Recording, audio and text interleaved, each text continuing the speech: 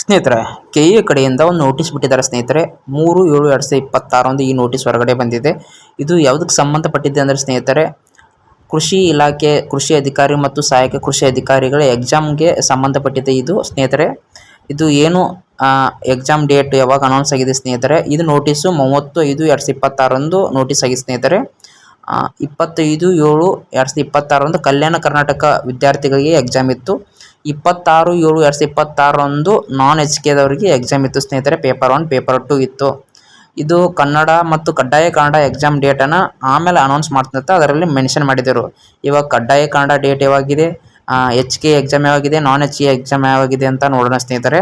ನೋಡಿ ಸ್ನೇಹಿತರೆ, ಇಲ್ಲಿ ಕ್ಲಿಯರ್ ಆಗಿ ಮೆನ್ಷನ್ ಮಾಡಿದ್ದಾನೆ ಸ್ನೇಹಿತರೆ. 26/7/2026 RBI ಸಂಸ್ಥೆಯಿಂದ ಪರೀಕ್ಷೆ ನಡೆಸಲಾಗುವುದರಿಂದ ಪ್ರಾಧಿಕಾರದಿಂದ ಅಧಿಸೂಚನೆ. ಕೃಷಿ ಇಲಾಖೆ ಮತ್ತು ಸಹಾಯಕ ಕೃಷಿ ಇಲಾಖೆ ಹುದ್ದೆಗಳಿಗೆ ಸಂಬಂಧಪಟ್ಟ ಪರೀಕ್ಷೆ ದಿನಾಂಕವನ್ನು ಮುಂದೂಡಲಾಗಿದೆ ಸ್ನೇಹಿತರೆ. ನೀವು ನೋಡ್ಬೋದು 26/7/2026 ಸ್ನೇಹಿತರೆ ನಾನ್ HK ಎಕ್ಸಾಮ್ ಇತ್ತು. ಅವತ್ತು RBIದಿಂದ ಒಂದು ಎಕ್ಸಾಮ್ ಇದೆ ಅಂತ ಸೆಂಟ್ರಲ್ ಗೌರ್ಮೆಂಟದು, ಅದರಿಂದ ಎಕ್ಸಾಮ್ ಡೇಟನ್ನು ಮುಂದೂಡಲಾಗಿದೆ ಸ್ನೇಹಿತರೆ. ನೋಡ್ಬೋದು ನಾನ್ HK ಎಕ್ಸಾಮ್ 9/8/2026 15 ದಿನಗಳ ಕಾಲ ಮುಂದೂಡಲಾಗಿದೆ ಸ್ನೇಹಿತರೆ.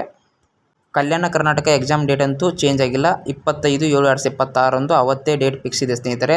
ಕಲ್ಯಾಣ ಕರ್ನಾಟಕ ಎಕ್ಸಾಮ್ ಅವತ್ತೇ ಡೇಟ್ ಫಿಕ್ಸ್ ಇರೋದರಿಂದ ಸ್ವಲ್ಪ ಚೆನ್ನಾಗಿ ಓದ್ಕೊಳ್ಳಿ ಅಂತ ಹೇಳ್ತಾ ಸ್ನೇಹಿತರೆ. ಕಡ್ಡಾಯ ಕನ್ನಡ ಎಕ್ಸಾಮು 19/7/2026 ಭಾನುವಾರ ಇದೆ ಸ್ನೇಹಿತರೆ. ಅದು 150 ಮಾರ್ಕ್ಸಿಗಿರುತ್ತೆ. ಅಲ್ಲಿ ಮಿನಿಮಮ್ ನೀವು 50 ತೆಗಿಬೇಕಾಗುತ್ತೆ ಸ್ನೇಹಿತರೆ.